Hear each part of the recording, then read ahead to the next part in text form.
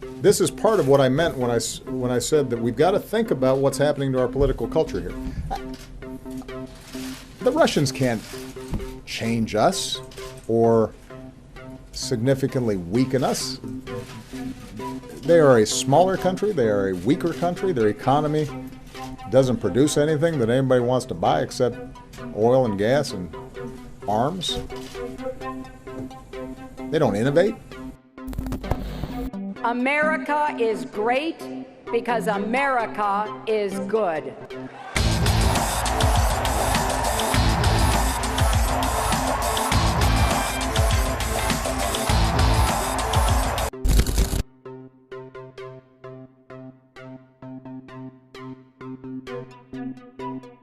I'm reaching out to you for your guidance and your help, who want and expect our government to serve the people, and serve the people it will.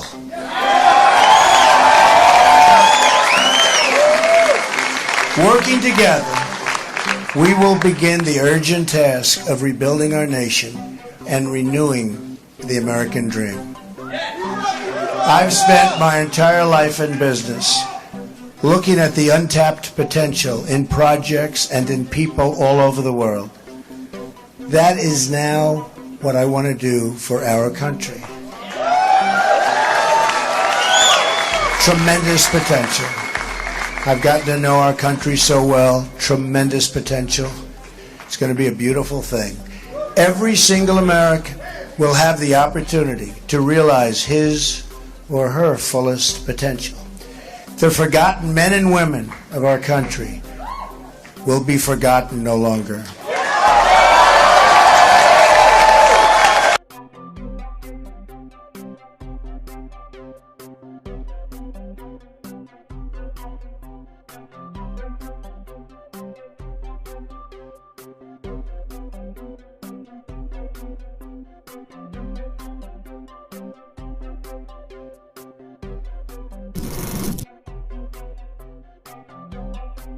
America's rebalance. Trump's election opened a door to new global order. Donald Trump's win in the US presidential election has triggered a storm of questions. One of them is, what Trump's very first moves on the world's arena after the inauguration will be? There are two possible geopolitical paths which Donald Trump may follow after the inauguration. Either to further increase the tensions between the West, Russia and China, or to choose a different path, which is a multipolar world with no empires. But this road will bring a total destruction of the United States economy. The name of the game is that the US elite cannot go to a direct confrontation against Russia, period. But they will use an indirect provocations, and this is what happens when the country tries to change its colonial constitution status and wants to become free from the colonization. I was talking about this in most of my videos, and this is only the beginning. The global agenda has entered into the last gear, and the global elite does not care any longer about who knows what.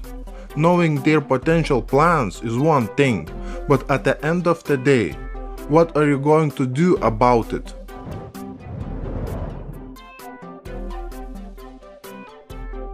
Nuclear talks with the United States are impossible without reaching a mutually acceptable agreement on the global missile defense system, without finding a solution to the missile defense problem, without preventing a new arms race in space, and making the nuclear test ban a universal treaty, without settling the issue connected with the lack of balance in conventional weapons. The nuclear talks with the United States are impossible, and they know about it, and it has been officially announced before.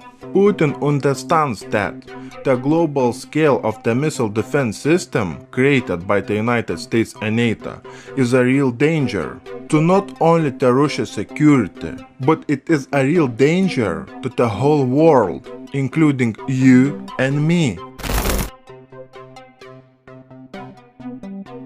When NATO members continue to build up their anti-missile potential in Europe as part of their so-called adaptive approach, We have Putin, who has repeatedly expressed his concerns over placing strategic infrastructure close to Russia's borders. Nearly at the same time when we had the US Marines training to invade California, we had the Missile Defense Agency and Navy testing the SM-6 missiles in Hawaii. The target missile represented a medium-range ballistic missile, something the US military is increasingly concerned about. The US Navy fired 2 Raytheon-built SM-6 missiles to intercept incoming medium-range ballistic missile targets during the training. The Standard Missile 6 or SM-6 is designed to intercept short-range and medium-range attacks at sea and replace the SM-2 Block 4 missile. This test showed the flexibility of SM-6 by providing both anti-air warfare and ballistic missile defense from sea.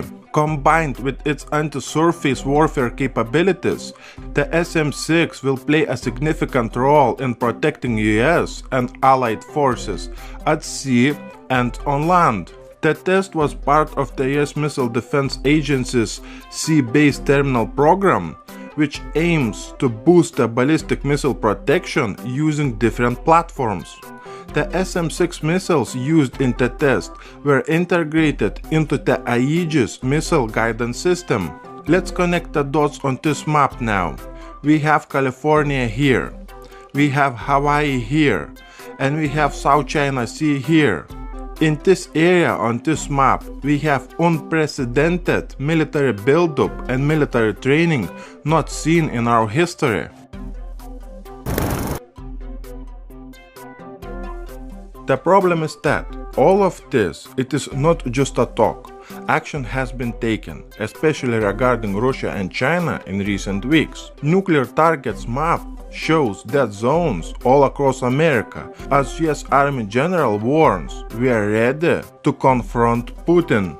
World War III will be extremely lethal and fast. US Army generals reveal what could happen if the US will go to a direct confrontation against Russia or China. Many of you are leaving comments saying that WW3 will not happen. It is not possible. Let's discuss the real facts. First thing I want you to think about is that if you look at the United States, Europe, China and Russia, just think about that for a moment. How many hundreds of billions of US dollars, euro and Chinese and Russian currency is being spent on preparation for possible confrontation? If those countries would rather spend that money on economic investment and development, the global crisis would be over the next morning. The second thing I want you to keep in mind is that a conventional conflict in the near future, it will be extremely lethal and fast. It will emerge from nowhere.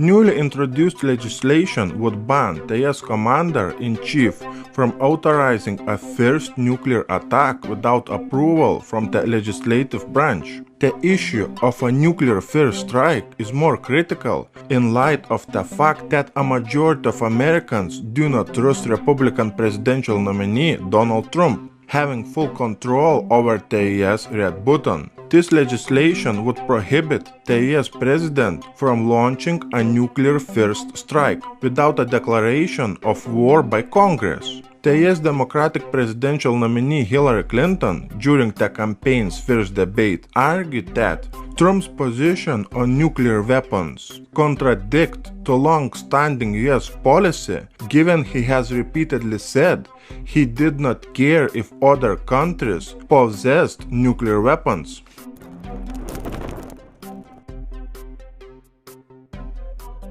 Amid the growing fear of a possible nuclear confrontation between the superpower nations, the United States has upgraded its advanced and deadly rocket arsenal. In simple words, the United States of America is getting ready for confrontation. That is the real reason for upgrading deadly rocket system. While condemning Putin for his aggressive position in the Eastern Europe, Obama is preparing for something extremely special, as he upgraded the US long-range ballistic missile capable of hitting targets with superb accuracy. The major upgrade of US rocket system, which can hit targets both on land and at sea, was in response to Moscow's rhetoric. All this, according to some analysts, does more bad than good in increasing the tensions between Washington and Moscow.